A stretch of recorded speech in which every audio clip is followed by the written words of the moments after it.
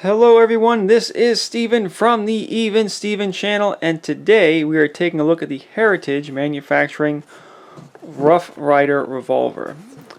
Now what is this? Well, this is what I consider a starter gun for things like cowboy action shooting or Old West collecting.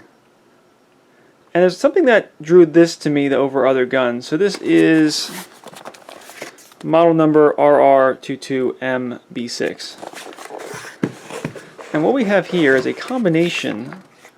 Well, I guess we'll look at the box first. First we have the revolver. This particular model comes with the, I think cocobolo wood grips and the 6.5-inch barrel. Also comes with this other cylinder, which we'll get to first. And then there's nothing really interesting going inside there. Pretty plain packaging actually. Some literature, and these are actually interestingly covers that were covers for the cylinder to protect the cylinder, so it's a nice touch. So what is this revolver that we got here? Put that box aside. This is basically a facsimile. Wow, it's actually a little bigger than I thought. To keep it in frame on the camera with the camera. This is a kind of facsimile, I don't know exactly a clone or a copy, of the Colt Single Action Army, aka Peacemaker, aka model of 1873. I've been getting more and more into these kind of cowboy action guns. I don't really think I'm going to do any cowboy action shooting, but I kind of like the guns. And I think this is a good starter gun. First and foremost, this is an excellent recreational gun. It's just inexpensive to shoot. This comes in either 22 long rifle, or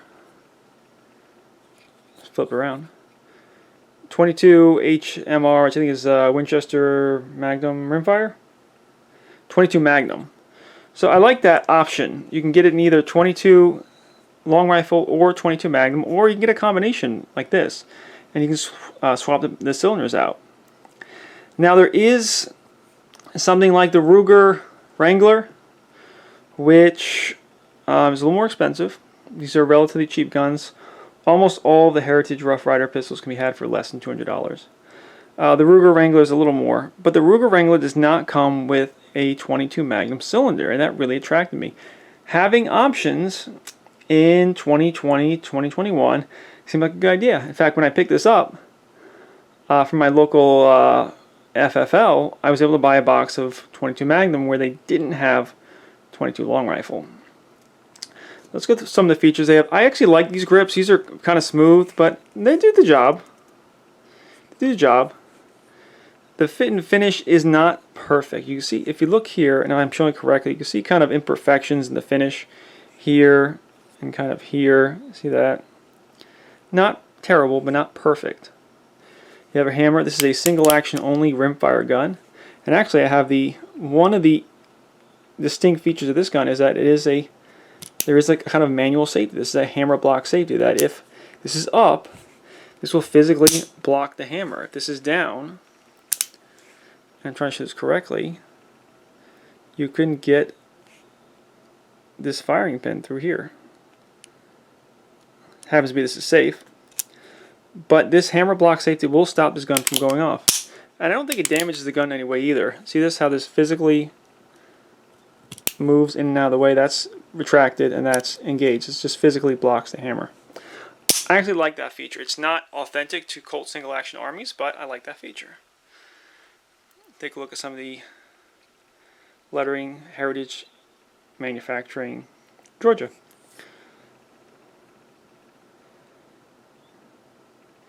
Heritage Rough Rider 22 caliber, because it can be 22 long rifle or 22 Magnum.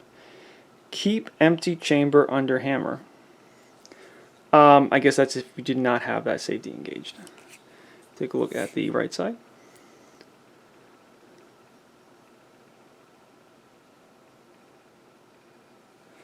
I think that for the cost, for the price of this gun, which again, even for the combination 22 long rifle and 22 Magnum combo, is less than $200. I think it's a pretty excellent deal. So let's talk about how you would actually use this gun, because it's not super intuitive. So we're going to leave the safety up. What you're going to do is put the gun at half cock. Let me see. 1, 2, 3. Now this has 3 clicks. Sometimes the authentic Colt single action armies will have 4 clicks. This is 2. So basically, oh, yeah, it's still 3. I guess that's kind of a half cock, a safety notch.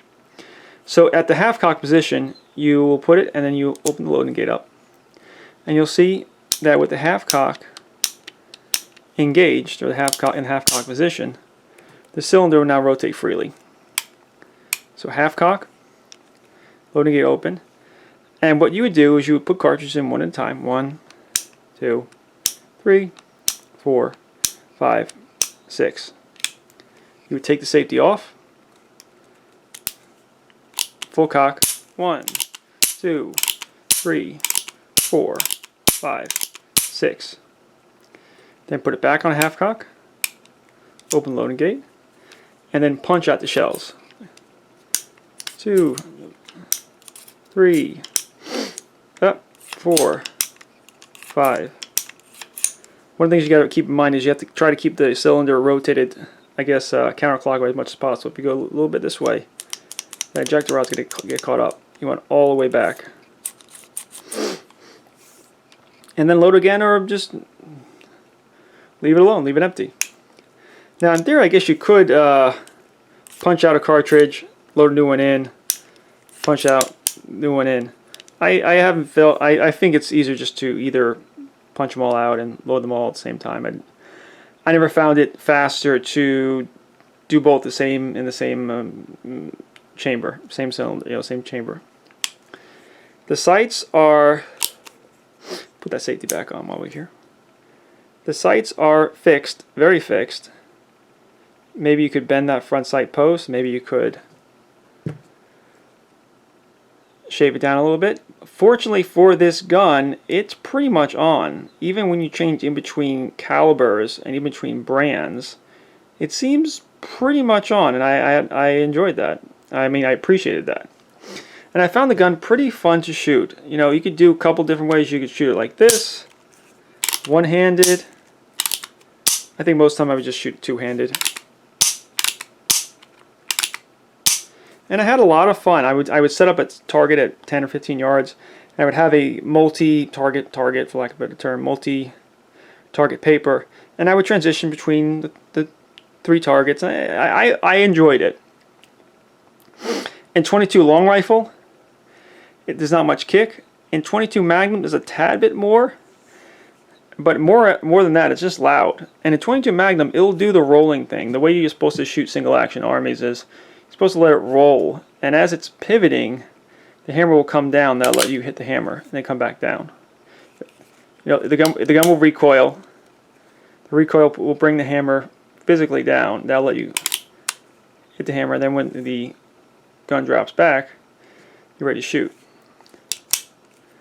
To switch cylinders is actually not that difficult. It's pretty easy to swap in and out. You put it at half cock, push down on this plunger, and then with this plunger down, pull out the cylinder pin. Sticking a little bit. And then the cylinder can come out the right side where the loading gate is. And to switch cylinders, go in reverse. To install new cylinders, go in reverse. Stick it in.